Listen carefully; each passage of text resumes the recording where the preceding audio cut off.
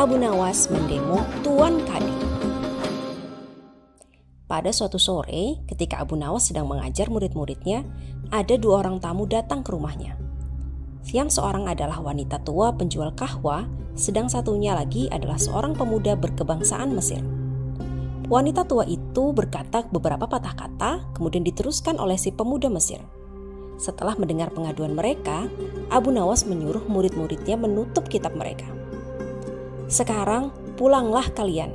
Ajak teman-teman kalian datang kepadaku pada malam hari ini sambil membawa cangkul, penggali, kapak, dan martil serta batu. Murid-murid Abu Nawas merasa heran, namun mereka begitu patuh kepada Abu Nawas. Dan mereka merasa yakin gurunya selalu membuat kejutan dan berada di pihak yang benar.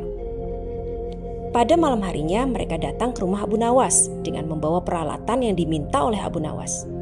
Berkatalah Abu Nawas, "Hai kalian semua, pergilah malam hari ini untuk merusak rumah Tuan Kadi yang baru jadi." "Hah? Merusak rumah Tuan Kadi?"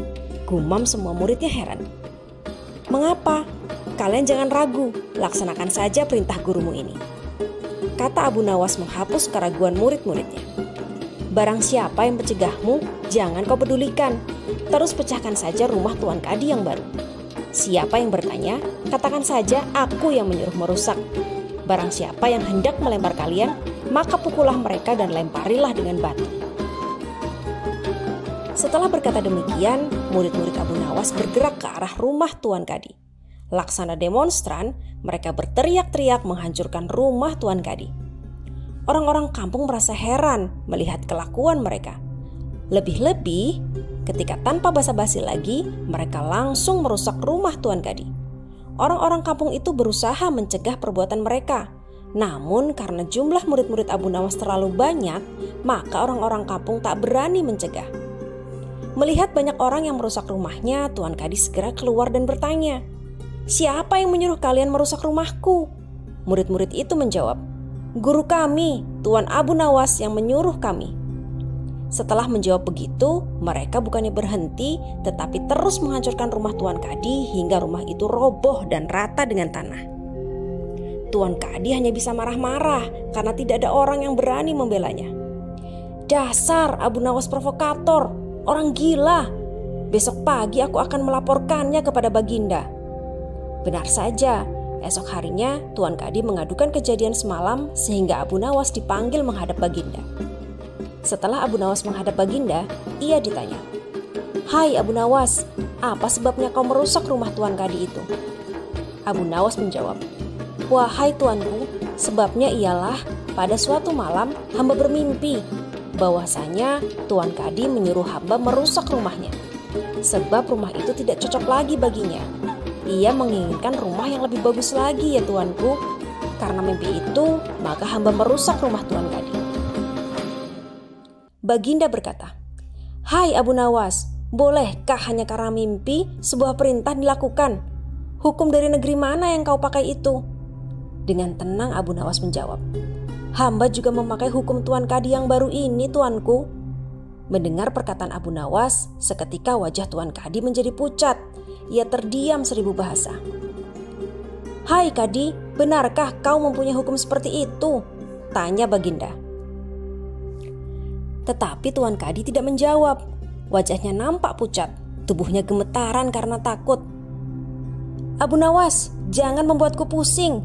Jelaskan kenapa ada peristiwa seperti ini," perintah Baginda. Baiklah," Abu Nawas tetap tenang.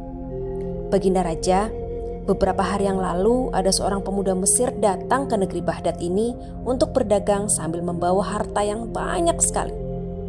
Pada suatu malam ia bermimpi menikah dengan anak Tuan Kadi dengan mahar atau mas kawin sekian banyaknya. Ini hanya mimpi Baginda. Tetapi Tuan Kadi yang mendengar kabar itu langsung mendatangi si pemuda Mesir dan meminta mahar anaknya.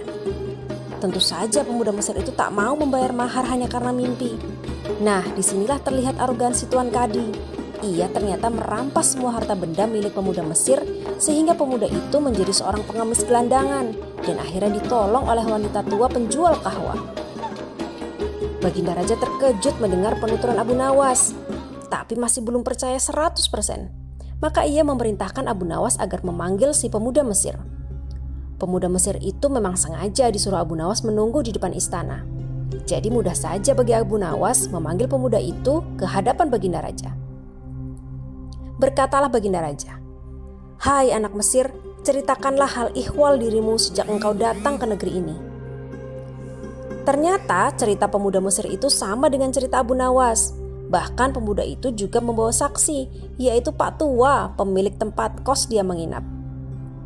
Kurang ajar, ternyata aku telah mengangkat seorang kadi yang bejat moralnya. Baginda Raja sangat murka. Kadi yang baru itu dipecat dan seluruh harta bendanya dirampas, diberikan kepada si pemuda Mesir.